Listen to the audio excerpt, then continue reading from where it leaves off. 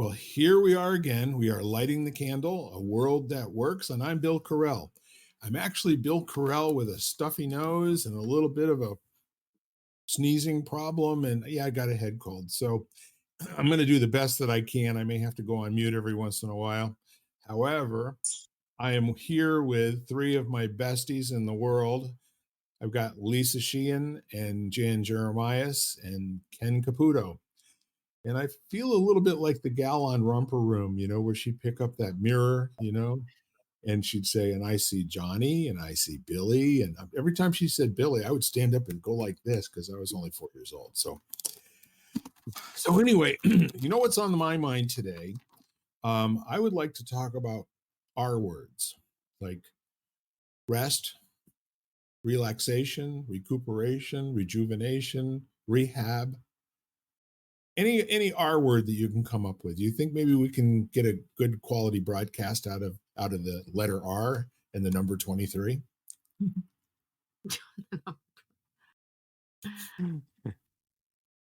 I don't see why not. So I'm definitely in the R&R mode right this minute, and I'm feeling really pleased and proud to be here. So who would have the first shot at an R? Recovery. I like it. There's a presumption in that word, isn't there? Well, yeah, I mean, I would imagine that someone's reference base would, that can mean a lot of different things depending on, how you contextualize it. Sure. So, yeah. So my personal context is the value of uh, creating space to receive the benefit as a result of some type of extreme, well, not even extreme, but just effort. You put in some effort and now you have to stop to allow the benefit to come into existence.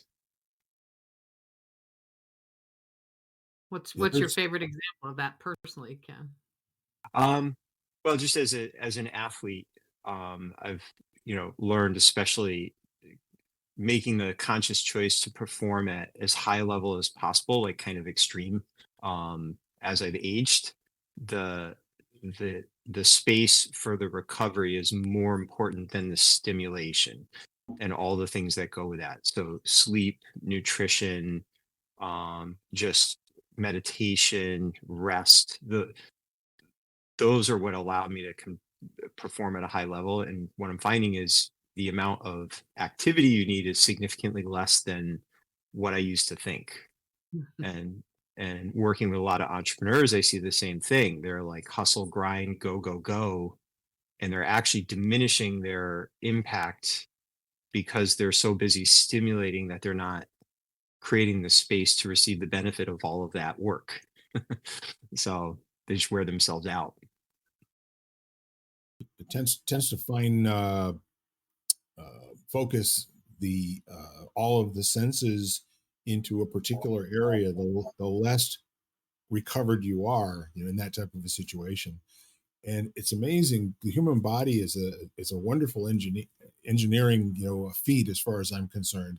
If you think about the whole notion of how sleep and stress and then sustenance, those three things work together in moderation to put you at your best at all times. And the recommended nightly sleep is somewhere between 6.5 and 9 hours to give the body full time to regenerate tissue, to just complete things and allow your mind to calm down and get through it. Now, if the sleep is that long, but it's interrupted and you've got little spurts of sleep, not as good for you. So when you say recovery, what I'm kind of left with is in all areas, whether there's an excess of something, and in some cases it would be receiving the benefit, and in other cases it would be outlasting the effect. So, for instance, in substance abuse recovery, it has a lot to do with not just abstaining from using. It has an awful lot to do with recovering your positive mental state in terms of your view of your own person and what's important to you for the rest of your life. And, you know, getting well from having a cold or something of that nature. There were many years where I would just like work through it. And typically what that would do is extend the amount of time that I was in the space of having symptoms. It just didn't work. So somewhere along the way, I think I bought a my first recliner, and I basically said I'm going to spend some time here taking care of myself, taking vitamins, eating well, and drinking lots of fluids. So what other areas of recovery come to mind for you? And I immediately was thinking of a cool down, at the end of a yoga routine. Oh, there's also recovery surgery. Yep. My dad recently went through back surgery, and he was not like, I think it's just typical of a lot of people not seeing or not happy with his progress right after, and then he would push himself and then not allowing the recovery. As Ken was saying, even after an athletic situation, you need to allow it to happen. You need to participate in it in order for the effort to pay off completely, whether it's surgery or your athletic choice or whatever it is, or even like you said, even substance abuse. You have to get into that recovery. I was watching. I don't know if you've heard of Jordan Peterson, but he's kind of all over the place, and he talked about substance abuse, and he says, alcohol and they're great, but so you have to find something greater that you enjoy to take the place of it, kind of thing. And I thought, well, that was kind of like an honest answer to it. But that's part of recovery too, is finding the ways to do it. I love what you're saying because it literally is as being engaged in the activity toward wellness and stability and equilibrium and balance uh, and stasis as it would have been for the offending activity, whatever it was, even if it's running a marathon or something of that nature. That takes a heck of a toll on a human being's body. And that's just not something, I mean, when you find out that somebody has run two marathons in 3 months, that's really amazing. And then there's this guy, Ken, you probably even know the name of the guy. He does like a marathon a weekend, I mean, I've never heard of anybody doing that. He does like, 14, 15 marathons uh, a year. And I can't even imagine what the rest of his life must look like. Running. He would be the original running man that never stops, right? Forrest Gump. Yeah, Oh, exactly. it's what's interesting is there's always this, recognition. So, there have been many times like entrepreneurially or even athletically where you forego the recovery that you really need in exchange for something that you're looking to do that kind of requires that level of effort. So I mean, I've trained through injuries through the years, and and there's times entrepreneurially where you put in the 16-hour days and you sacrifice sleep, and as long as you understand that at some point the bill is going to come due on that, and you need to create the space where it doesn't consume you, to that just becomes uh a habit that you're doing in and of itself. So I bet you if a guy's running a marathon a week, he's probably not running in during the week. He's probably walking, or maybe a lot of low impact. He's probably spending a lot of time in an ice tub and sleeping. And when I was racing mountain bikes at a high level during the season, it was like a point series. So you race from April to October, sometimes every week, with very few rest weeks. So during the week, during the season, you didn't do a lot of additional training. It was just kind of staying tuned in so that you were fresh enough to race, and you knew, like, I'd be 10 pounds lighter by the end of the race season. And football players experience that. Any NFL player, they're not a you know they're lighter and they're pretty banged up by the end of the season, and then recovery happens in the off season. So so it's not like I had the effort and now there has to be a matched recovery, you can kind of think of this almost in seasons. And as long as you remember, you have to allow the season for recovery. So I have to update you, okay? I know that when I said what I said, some of you are probably thinking, especially you folks at home that don't know me, Corel, where did you get that from? You're full of prunes. I mean, nobody runs that kind of marathons. So here's the thing that I recall seeing. There's a man whose name was Ricardo Abad Martinez, and was in Spanish, obviously, 1971. He's an ultra runner. Now that's a term I haven't actually heard before. He holds the world record for consecutive marathons run on consecutive days, 607. Oh, Now this looks like fake news to me. I'm with you, Ken. Running 26 miles a day. Um, I mean, that's a superhuman feat for somebody to do it once a week and 607 consecutive days. He's famous for executing the project 500 marathons in 500 days, in which he completed it. He ran the 500 marathons in 500 consecutive days. So when people tell you they can't do something, I'm kind of interested in what enjoyment and breakout moments in life that's holding them back from. has anybody else completed it? The 500, no, but there's a man whose name is Larry Macon, um, and also Ben Pobjoy of Mississauga, Ontario. He set out on a journey to break the Guinness World Record for most marathons run by a male in a year, which was 239, and he's in the process of doing that right now. But that was held by and is currently held by American Larry Macon. Now, if I knew more about running, I'd have already known all of this stuff. With my knees and my size and my weight, running has just never been all that important to me after I turned 12. Well, I think that's the fun because for recovery, I last September I did the 12-hour walk, which in that case, ignorance is bliss. I had no idea. I walk a lot, but not for 12 hours. And I ended up doing 22 miles.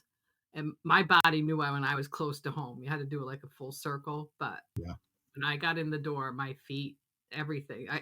A shower never felt so good. I had the best night's sleep.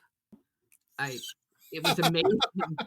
It was amazing the next day, just the sense of accomplishment too in the recovery period, Yeah. but I don't know if I'd ever do it again, but I definitely recommend that kind of effort. Like Ken always seems to do in athletic different venues.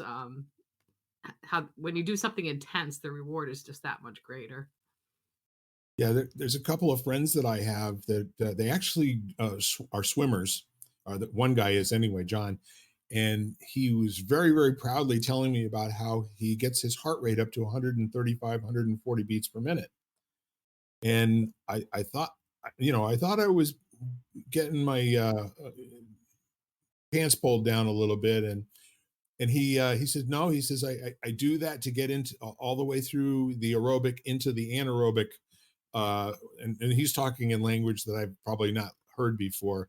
So what's he do? He pulls out his phone, and he shows me his last four workouts, where the highest level for 20 minutes is 140 beats per minute. And I'd always thought that something like that would just destroy your body, but apparently not. Well, No. Ken would know. Yeah. Yeah. I mean, I just, I think my last Spartan Beast, which was a half marathon plus 40 obstacles up and down a mountain. My average heart rate through about 2.5 hours was 160 or so, Oh, then you hold the and I record. was fine. Well, that's the big one. That's like a sparrow. It's faster than a sparrow. Yeah, and I mean, part of it is so my resting heart rate is about 43 beats a minute. So, Yeah. so most of the time my heart's not working very hard, and 80% of my cardiovascular training is in zone 2, which is like maybe 120 beats a minute. So, so I'm actually training my heart to be very, very efficient. And then, but it also has the capacity to, you know, pump a lot of blood and oxygen when I need it to for the events, but I don't do a lot of events like that, you know. So I limit them throughout the year. I space them out so that I'm not wearing myself out. And I'm thinking of the guy who ran all those marathons in a row, and I'm wondering how much of it is like you pace yourself. Like you may not be running to your full capacity for Sure. that many days because, you're running because you definitely I would think you definitely have to pace yourself if you're going to do, that amount of running for an extended period of time every day in a row. You're not going to give it your absolute all because I'm then you'd be glad. too spent because then you'd be too spent to do the next day. Yeah, yeah, I do, like my long runs will be 2.5 hours and it's in zone two. It's, and I bring a little bit of fuel with me, and water. And I don't know. I mean, you're working, but it's not even really that tiring if you've adjusted to it. So if you're taking 5 hours a day to run 26 miles, I mean, obviously there's a genetic component to it, Mhm. so, and there's also a lot of adaptation and probably years of building to that. And, I mean, I don't know, people go to work for 8 hours and then they go live their lives. So if you go run for 5 hours and then go live your life, what's the difference? It's you know like it's I mean, if you're, like a world class cyclist, your job is to ride the Mhm. bike. And what would seem to most people are an unreasonable amount of time, but that's their job. They probably think it's unreasonable to sit at a computer for 8 or 10 hours a day, you know I do too. Yeah, Well, I think we all kind of would agree with that. But but we do it because for in the context of our lives, that's what makes sense. And Mhm. and actually, so sticking with recovery, isn't that an interesting thing? How how often are we not leaving? We're not building in recovery because we're not recognizing that something we're engaged in is actually effort. It's like the effort of being sedentary for 8 hours. You need to recover from that stretching, movement, yep. breaks. Like, but it doesn't feel like we're working, so we don't recognize they actually do need recovery. Difficult conversations, relationships. You know, I was it, just thinking it's just being thinking about it. I was just thinking being in the caretaker mode for the last month. Um, you know, that emotional element of not only the physical element, because that I could probably handle. I mean, except for the lack of sleep.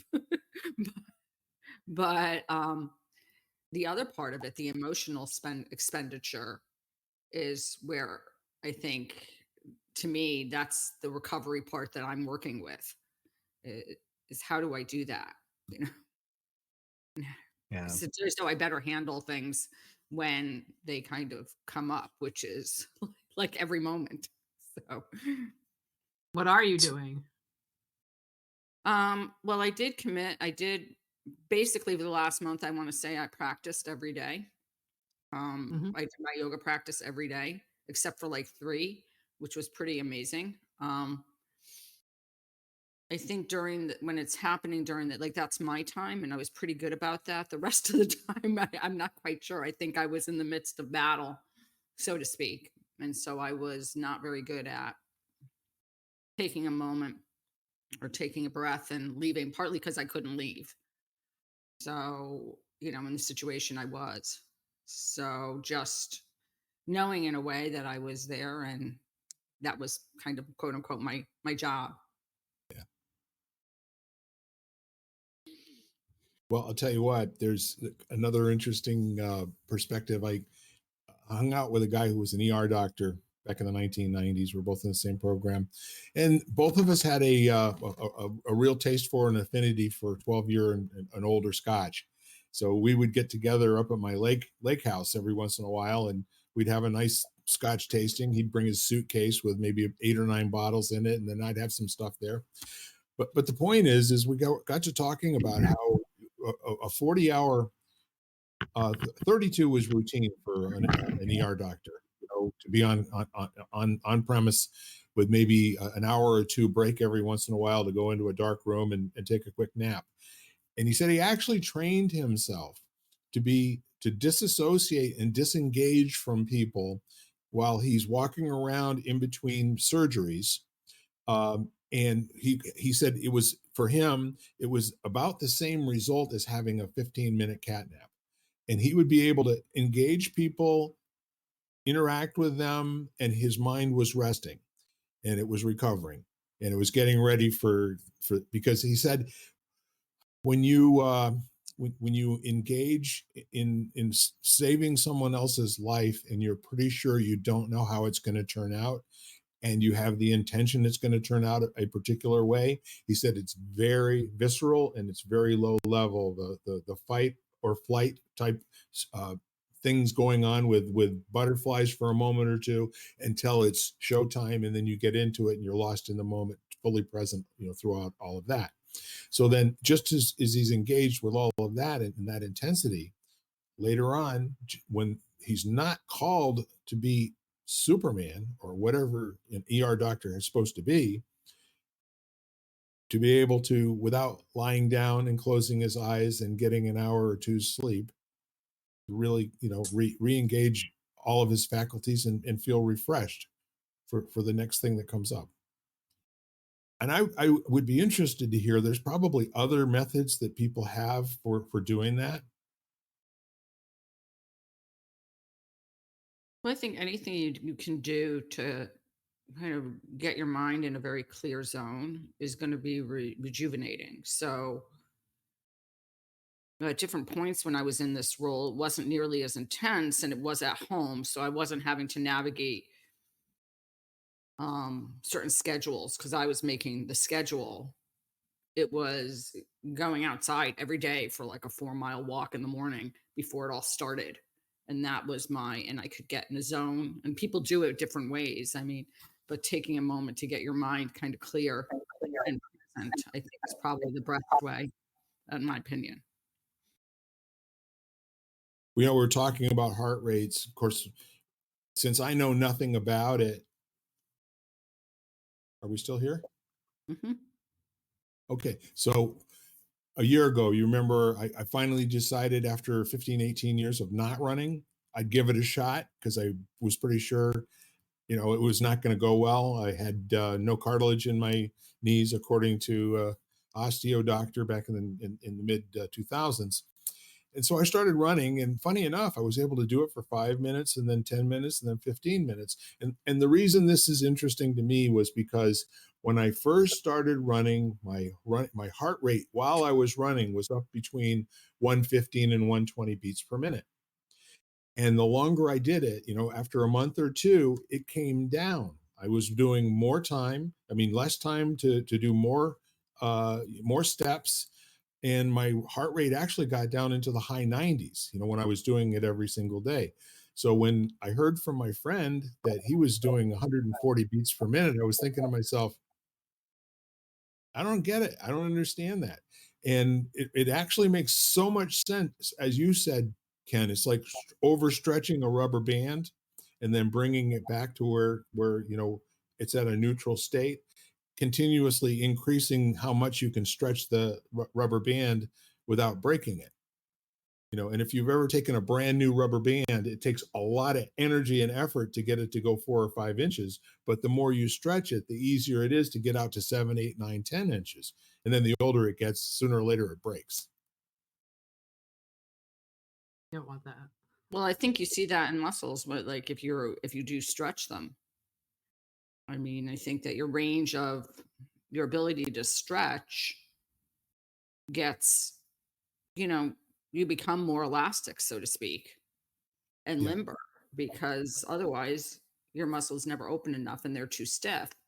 Now, that being said, there are other ways you can help the process if you really want. Didn't work for me, being a yoga person, hot yoga was never my thing because people use external temperature to get themselves to be open more, which helps, practicing in a 130-degree room or something, or 120 something degree room. will help that process. And it wasn't because it was too hot. It wasn't healthy for me. But that's where Ken's genetics comes along. When he commented, is just knowing yourself. And it took me a little while to figure it out. I remember I loved it. I loved being warm. I loved sweating like that. But I'm very flexible, and it was taking me beyond my normal flexibility. So it was almost like I became double jointed.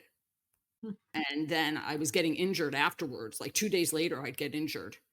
And all of a sudden, I Yeah. was like, this is so strange. Like, why? And then I realized, I was like, oh, and for some people, it works really well. If they're really tight, they love it. First time I ever heard about hot yoga, we were at Asian Bistro having dinner. A couple of women were talking about. I only caught the part where they said he's a hot yoga instructor. I had no idea that they were talking about the yoga practice and not the instructor. Not these. Well, that happens too. But Yeah. So you want to pivot to another R? We had some fun with recovery. Mhm.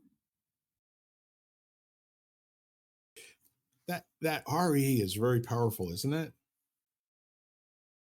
Because you put it in front of another word, and it just becomes really powerful. Like connect and reconnect, I remember call hearing and about, recall. yeah. I remember hearing about remember. Like somebody was saying Remember they and looked, remember, right? yeah. So they looked up, and it's actually like referring to the physical aspect of connecting your members again, like physically putting yourself together again, which is kind of Reconstituting interesting yourself, right? when you come to the spiritual aspect of it too. It's kind of interesting that in that respect, because often the goal is to remember who you came into this world as, which involves reconnecting things that you forgot about. The same thing. So I always thought that was interesting, that it's supposed to be regarding the physical aspect of putting your members together again. Yeah, that's and fun. I was just thinking of the word lease and release. To lease something, to hold it, to acquire it, and then to release, to let it go. I never thought of I'm the looking least. up words as we speak. What'd you say, Lisa? So I never thought about the lease part of it, like in connection with release, Mm-hmm. because lease has so many different use, definitions as well. Yes. So is that like a commitment to something, and then you Mm-hmm. That's the way I think of release it. it? And then you release it. Oh, this is cool. So I thought I'd just look up leaf and relief, LIEF. Basically, it says it's actually an adverb, archaic, as happily, as gladly. He would just as leaf eat a pincushion. Hmm. And it really is an old reference. Yeah. So so you're then you're re-happy? I, Remember how to be happy? I'm looking. Just thinking So out relief loud. is, yeah. Following release from anxiety or distress, reassurance and relaxation, relief. Look at all Rehappy. I those haven't heard that things. before.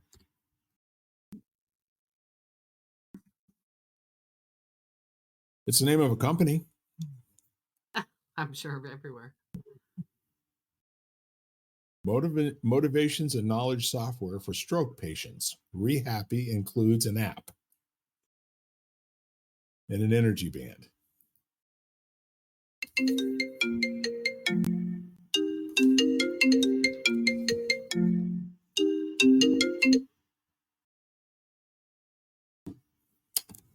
I put the ringer off, but I didn't put it on airplane mode. So here we are. I want to work with remember for a minute. I like that. I like words that are more conceptual than you might think, where remember, in most of the contexts that I'm familiar with, has to do with conjuring up something that occurred before in your life and re-examining your memory of that. But in the context of re-putting yourself together, you kind of like go to that place, as we were talking about with Alzheimer's patients, hearing music when they were young puts them back into that frame of mind and actually allows them to have a greater memory. And there's just so many level, layers and levels, to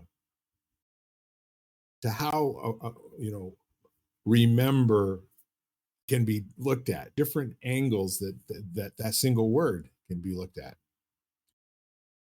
Which is again, I think, why English language is the hardest one in the world for people who aren't raised in the environment to learn.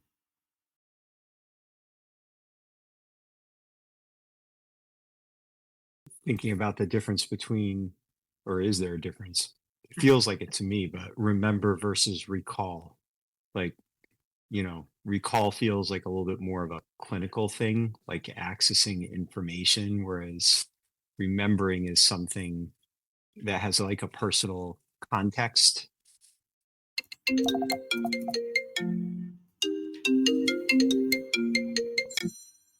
Almost like a visceral thing when you remember Mm. to recall. I Somehow. actually just I'm- I had just looked up recall, and it was interesting because it talks about calling again to like recall someone.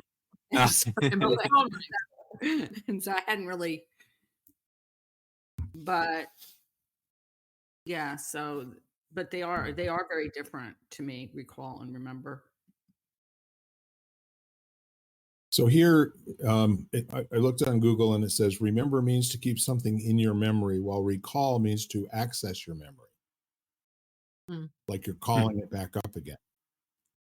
So you cannot exchange do not forget with recall, only with remember.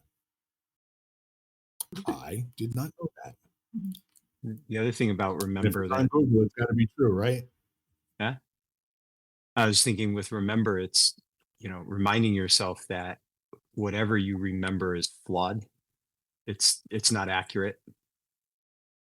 Our brain doesn't, we don't have that ability to remember things the way that they actually happen. We filter through experiences and the stories and narratives we're telling ourselves. So, you know, it's always so funny how that happens. Someone's like, I remember that. It's like, well, yeah, you sort of do. But not really, and if you have the two people have the same experience in parallel, what they would remember would be different, you know. Well, We've actually had those kind of conversations with my siblings. I've got 5 brothers and sisters. I actually only have a sister and 2 brothers left at this point. But when my mom was alive, she was the tiebreaker. And so what would be fun is all of the stories that they rehashed and told each other enhanced all of their memories of what actually happened, to the point where their current story bore no resemblance at all to what actually happened on day one. Mm. So one of the things that happened was my mom went into a store. I think I was probably 6 years old, in the front seat, and I had 3 in the back seat, and the car started rolling backwards, into traffic.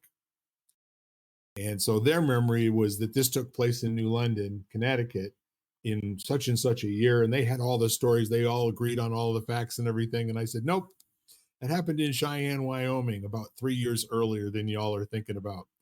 And they said, well, let's ask Mom.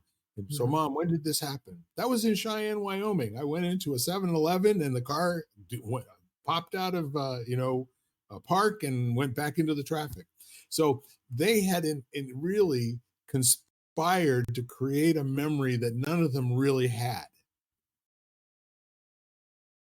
They knew the story, and then the story became so vivid in their embellishments, and they all 3 triangulated all the facts in their stories, and they were all wrong.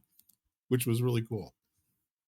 Well, I just looked up remember in um etymology, and I Mhm. think it's interesting because the end where it talks about it's from the Latin word, which basically the shorter version is memor, memor, and it's to be mindful of or mindful. And I guess because I think mindful of mindfulness, so I thought that was kind of to re like to go back to being mindful. And wouldn't you agree that mindful is actually the antithesis of what it is? It's to be present outside your mind and to be concentrating on what's happening around you in the interpretations that I'm used to. Or it's just to me be mindful or to pay attention. Right. Well, So that's a little different interesting. than what you had said, Bill. Be present. Yeah. I I mean, ponder the value of being, instead of being mindful, being mind empty. Right. Exactly. Exactly. right, To be mind mind empty and full attention. to be mindless instead of Yeah. mindful. Yeah. So here's the cool thing. A dictionary definition of mindful is conscious or aware of something or focusing one's awareness on the present moment, especially as part of a therapeutic or meditative technique. And then I've also used it interchangeably with noticing. Mhm.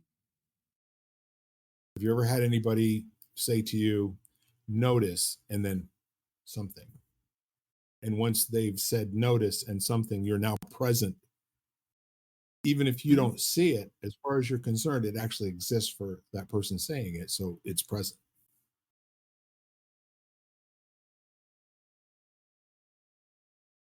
I had a I forum remember. leader who once, go ahead. No, the only thing that came to mind too is like as far as remembering or like the feeling of deja vu. I remember reading a study that if there was just the slightest familiar thing in the room that you would think your mind would make you think that you'd been there before even if you haven't.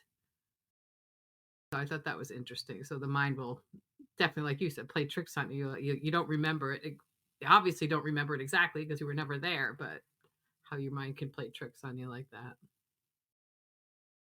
Well, the ones that really weird me out is where I've been in a situation and then w- hear somebody say X and then I say Y and they turn around and say Y. And they can't hear me say what they're going to say next. And it's for me in those instances, I don't experience this a lot anymore. And I have a feeling that's because my mind is duller these days. But, you know, that whole notion of some guy that I listened to basically said there's this thing that happens, at a structural level where your mind actually recognizes something sooner than your sense does. It's perceiving something before your senses tell you that that's what's happening, and so it feels like it's a reoccurrence. Mhm. There's all sorts of different interpretations of how that works. Here's another fun one along those lines. I think the book was called Insight, and basically it was kind of explaining, like shower thoughts and that kind of, phenomena. And it's basically they were able to map the fact that you have the insight sometimes well before you become aware of the fact that you have the insight. And Mhm. generally speaking, what happens is it's when your mind goes into a more restful state that you're able to see it. So you're in the shower and you're kind of relaxed, and all of a sudden the thing that you've known for a while, you actually become aware that you know it. So, so I found that, the premise behind the book was if you want to be more creative and have more insights, now we're back to maybe relax would be better than recover, but it's the same kind of, you know, You've got to let your brain go into a receiving state. There's another R word for you. They take more showers. Yeah, Sorry. Yeah, take more reshower. showers. Yeah. Sorry, take more showers. Um, I just think it's interesting how the mind is so powerful, or your thoughts are so powerful in just different aspects of your life. I remember really reading a great book about this guy. His name was Matt Sanford, who was in a car accident when he was young and became paralyzed. And um, in his mind, he would practice yoga. Like he would do the poses by memory, basically, and how that was instrumental in healing and just his attitude and all those different things is just recreating them or remembering what they were and how they felt. Even though the doctors literally had told him that he should consider the lower half of his body dead, and he said, "They're not dead; they're just asleep." That's like visualization, right? I mean, that's like Exactly. athletes do, and they practice the whole thing at before they do it or after they do it, as if they're going through the whole thing. Mm-hmm. Yeah. So I learn something every time we get together. I'm not familiar with the term shower thoughts. So I looked that up. I found a site called boredpanda.com. And like, for instance, number one shower thoughts about music. Randomly hearing your favorite song on the radio is more satisfying than playing it directly from your iPad. And here's another one about rebooting. Going to bed, you'll feel better in the morning. Is the human version, did you turn it off and turn it back on again? Like for a computer or something. Reboot. Reboot, exactly. I Well, no actually had that. shower It was yeah. Either that or unplug. I use that one all the time too, because just, we have to unplug, so to speak. This, I think, Lisa, will be right up your alley. Boredpanda.com. Yep, just the name alone. Well, then I was Yep. thinking too, like the shower thoughts are basically because the brain loves to make anything automatic so that it has the time to do that sort of thinking. But then again, on the Yeah. other hand, like we were talking about last week, to shake things up. So what we want to do too is take something that's automatic already and then shake it up and make it new again. So it's kind of odd how your brain needs both. You need to automate systems to yourself so that you have time to do new things or have those shower thoughts. And at the same time, you need to shake it up once in a while and get rid of them. What's Here's a interesting? cute one. Yeah, go ahead, Bill. Go ahead. Well, I was going to say Jan. what's interesting is using that which is automatic to bring yourself there.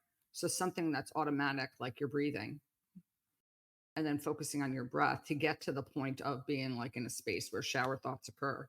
So getting into that zone by, doing what you said, you're taking the ordinary or something and making it a little different, and then works the same way when you take something that's absolutely almost reflexive and automatic, and bring your attention there to get to that place. And I just heard a poem the other day that ends basically with this see wonder in the ordinary, the extraordinary will take care of itself. Mm-hmm. Would you like to hear a shower thought about plants? About what? Plants. Okay. Maybe plants are really farming us, giving us oxygen until we eventually expire and turn into mulch, which they can consume. I like it. I mean, if you stop and think about it, plants really need CO2, don't they? I mean, that's part of what keeps them going. It's symbiotic. Yes, it is.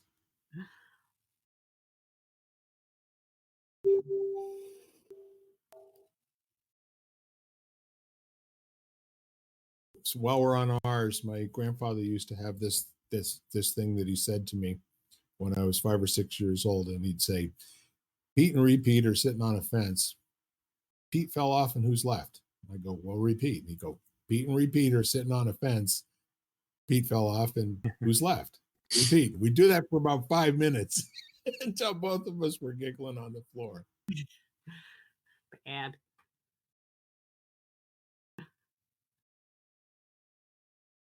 So it's kind of cool, the leverage and the power a word gets when you put RE in front of it.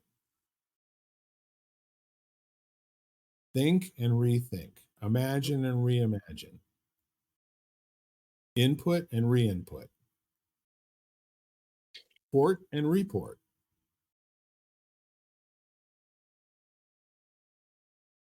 Cognition and recognition. Yep. Ooh. Recognition is an extremely powerful word. So what's You the know, difference? Cognition and so what's the Well, I redoing? guess if you go through the process of cognition, now you can recognize it. You can, Mhm. so like you can revisit it maybe at a deeper level. In the shower. Yeah. Yeah. Well, I was thinking just the shower thing. I was just thinking about, how you access that through the breath. And it's really what you're talking about is, flip flopping between the two nervous systems, Mhm. and how, you can't have your head in the clouds if you're worried about the snake biting your leg. So, so if you're in that stress state, where you have to be paying attention to potential threats or whatever, you can't have those moments, you know? So, if you're in the shower and worrying about a snake coming out the drain, you probably wouldn't have those thoughts then, So it's really just creating the right state where those things can bubble up to where you can recognize them. So you had the cognitive process already. It's just Mhm. recognition is creating the space for that cognition to, you know, percolate up into your awareness, I guess. Here's an interesting comparison. So you can think of cognition as a process of acquiring knowledge and recognition as a process of acknowledging a fact. Yeah. So, Okay. so in sports, recognition, that term was used over and over and over again. Like if you're picking up a tell from a defense in football, or if you're concerned about where a hitter is going to actually strike the ball, is it going to be towards first base or towards third base? When you can, start to recognize and get trained in seeing something that is a physical predictor as opposed to a guess, then you know which way to cheat, and kind of move down the between the bases to get to where the ball is likely to go. So the word recognition, comes up an awful lot. So you used cognition to figure it out. But to Kind of. understand it and learn it in the first place. Right. Exactly. Figure it out. I like that. Always good to It's, hear that from somebody. yeah. Figure it out. All these euphemisms. I would love to partner with somebody to go and just research all of the euphemisms. One that I Search and saw, research. figure it out. That just kind of triggered it for me. So, does anybody know what Saved by the Bell means? It was a popular TV show. It's a boxing thing. Yeah, I was going to say boxing. Well, originally the term Saved by the Bell came from a practice back in the 17 and 1800s of when someone passed, that Oh, got you. yeah, they would connect a bell to their finger and hang it out the side of the casket until they were buried. And then in some cases, I heard this story actually in Key West, where all of the mausoleums are above ground and they're all built on coquina, right? And so they had holes in the side of the casket shaped mausoleum, and that's what they said, that was where the bell would dangle out from, and the caretaker that was there 24 hours a day would go around and check on recently deceased people to see if the bell was ringing. That's what comes from burying too many live people, and we got to fix this, so we get the engineers engaged. It's only stupid if it doesn't work. 100%. That's right.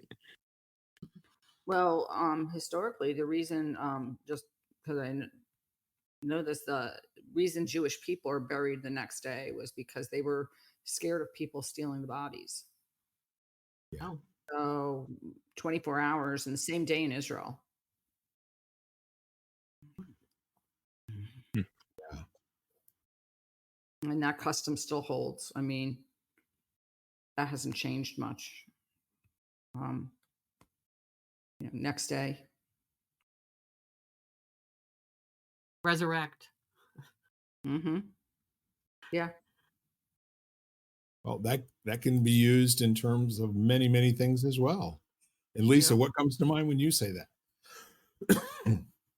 Well, because I was thinking of the people ringing the bells in their coffins, and then so they would resurrect with the aid of somebody listening for the bell. It's a word that I've heard of people, bringing up a disturbing conversation again. I thought we'd put that one away forever, but no, we're going to resurrect that beast. Well, I'll tell you what, this has been a fantastic, really kind of off the wall hour for us. And I think the empowerment portion of this might be in the play of engaging into what does our language actually mean and how does it get used, and in hearing different things, what new synapses can we form in terms of our own abilities to be cognitive and recognize. So any final thoughts before we head off here, Ken? I found the conversation rewarding. Oh, no. And I'm ready to be released. Ready to be released. Okay. Oh, The I'll pressure. remember this fondly. Say again. I'll remember this fondly. You will. Okay. Myself back together. And I feel rehabilitated now. I don't have a cold. Well, no, I still have a cold. Yeah, so anyhow, folks at home, I'm going to leave you with the same challenge as I do every week. Will you please reach out to somebody? There's that R word. Reach out to somebody who you know and like and trust, and tell them that they're valuable and your world works because they're in it. Do that, at least 2 or 3 people, and ask them to do the same thing. So in the meantime, we are lighting the candle, a world that works. And I had a pause there for effect and re-effect. Oh, God. There you So go. you all have a really fantastic week. Know we love you. Yesterday was Valentine's Day, but let's carry that spirit forward and just keep loving people, okay? Bye-bye for now. Have a good week. Bye-bye. Bye. You've been listening to Lighting the Candle, a world that works, part of the Exvadio Podcast Network. You can catch us each week, as well as the rest of the network, at exvadio.com/podcasts, as well as the Apple Podcasts app, Google Podcasts, Spotify, iHeartRadio, Stitcher, Audible, Amazon Music, and wherever you find podcasts.